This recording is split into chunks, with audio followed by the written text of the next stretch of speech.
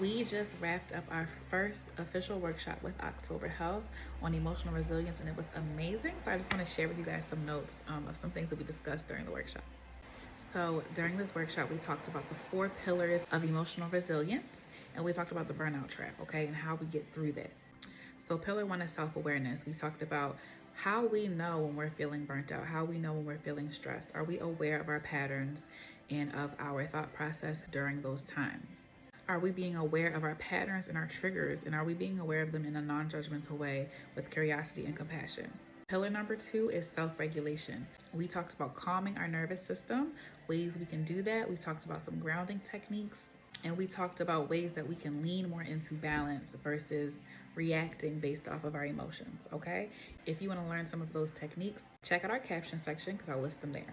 3, we talked about connection and how important it is to have community and have people in our lives that we can lean on when we are feeling a little bit dysregulated, right? We talked about how important it is to be able to regulate ourselves, but we also talked about how important it is to have people around you that also pour into you when you're not feeling your best.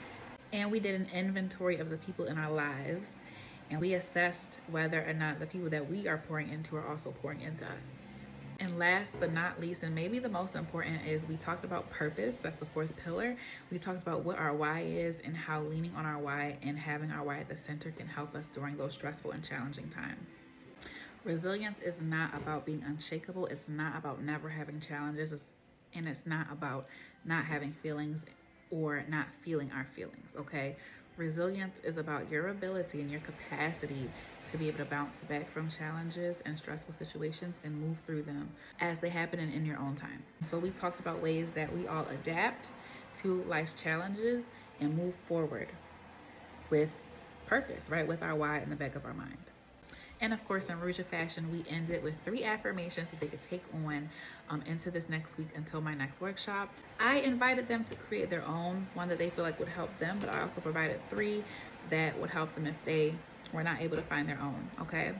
1, I have the ability to heal myself, which is just a reminder that we have grounding, we have safety within us, and we have the power to lean on that when we cannot find it in our environment.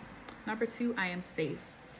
This is a reminder for our minds and our nervous system that during those challenges, during those stressful situations, that we are safe. We have the ability to bring ourselves to safety with our regulation techniques. And number 3, I release what I cannot control. Because sometimes our challenges and our stress in life comes from holding on to things and trying to control the things that are not within our control, right? And so that reminds us to lean back into what we can do for ourselves and to let everything else go in the moment so that we can feel like our best self. Because we don't have to be perfect to be resilient. We just have to keep coming back to ourselves and returning to ourselves over and over and over and over and over again, okay?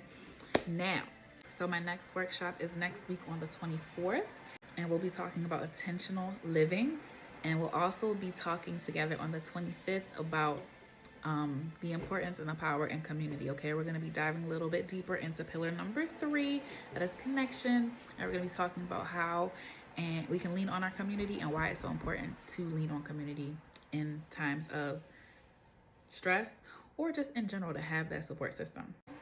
Download the October Health app in order to attend these free workshops. They are exclusively on October Health, and I'm looking forward to seeing you at the next workshop.